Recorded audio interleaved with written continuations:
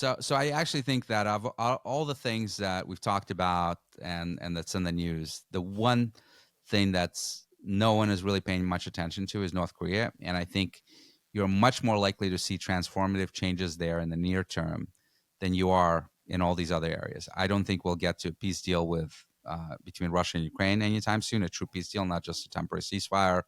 I don't think the Middle East is going to get resolved anytime soon. Uh, China, is going to continue to be a problem, and Taiwan increasingly at risk.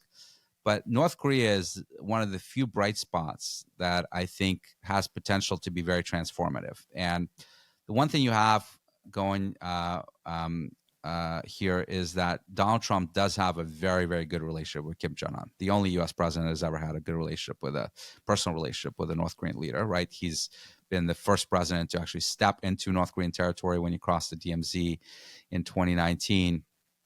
And the reason why the talks with North Korea collapsed in the first Trump administration is because the Trump administration insisted, like every president before him since the 1990s, on denuclearization of North Korea, right? This has been a longstanding goal of ours that we can get North Korea to give up nuclear weapons. Well, North Korea now has probably 100 nuclear weapons.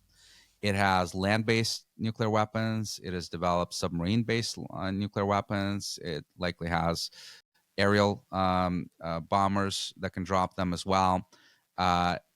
So likely a full triad of launchers.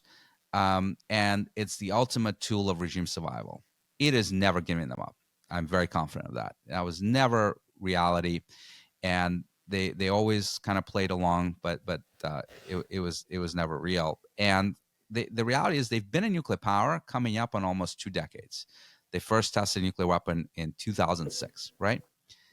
And you know what? In the intervening 19 years, the world hasn't ended, right? The threat to the United States, I would argue, has not increased dramatically in that time frame from a North Korean perspective. Yes, they can now have missiles that can range virtually all of the United States, but they haven't launched them.